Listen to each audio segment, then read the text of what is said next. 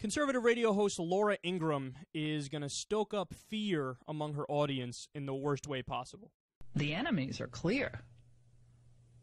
The enemies are, well, a lot of you listening right now.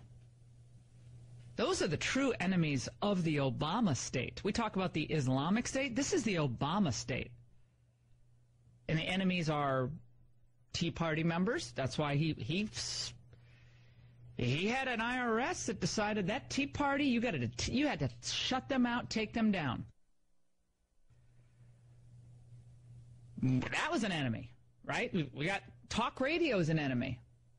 Fox News is an enemy. There are enemies.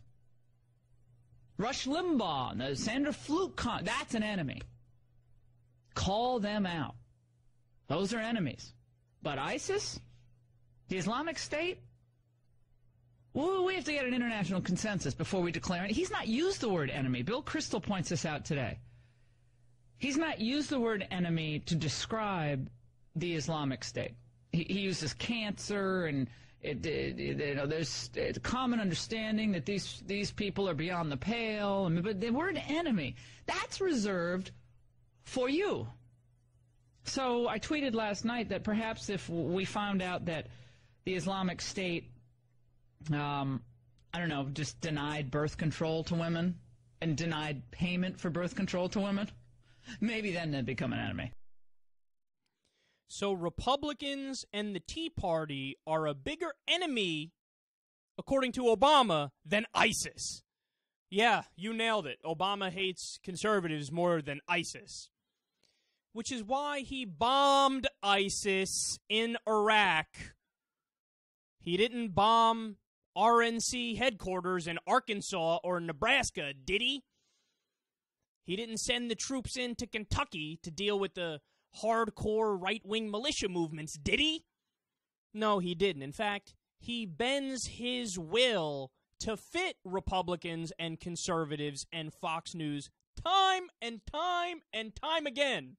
So if his enemy is Republicans over ISIS, he's got a weird way of showing it.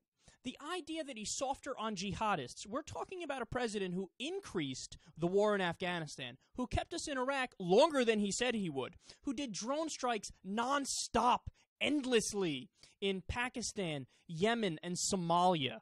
This is a guy who's continued the Bush-era programs for the war on terror, much to liberals' dismay. I'm not happy about that. I wish he totally got out of Afghanistan, totally got out of Iraq quickly, stopped the drone strikes, which are creating more enemies, got rid of our 900 military bases, you name it. He didn't do those things. He copied George W. Bush. But this idiot goes on her radio show and she's like, no, Obama views Republicans and conservatives as the enemy more than ISIS.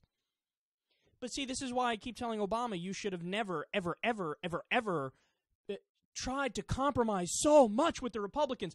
They smack you across the face even when you agree with them. You do their policies and they still tell you that you like ISIS more than them. You did Obamacare, which is an individual mandate health reform. It's Richard Nixon's idea and the Heritage Foundation's idea. It was Newt Gingrich and Chuck Grassley's idea. It's the Republican idea for health reform. You do their policy and then they smack you in the face and say you like ISIS more than us. So if they're going to smack you in the face no matter what, you should have been progressive to begin with. You should have been liberal to begin with. But you didn't act like that. Why? Because I think you were never really all that liberal to begin with. In your heart of hearts, you're a corporatist. You are center-right.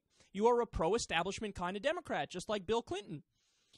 So, God, this is so disheartening in so many ways because what we're seeing here, other than everything I just said, put all that aside, this is how people get radicalized. You see what I'm saying? It's stuff like this that makes people radical. Because they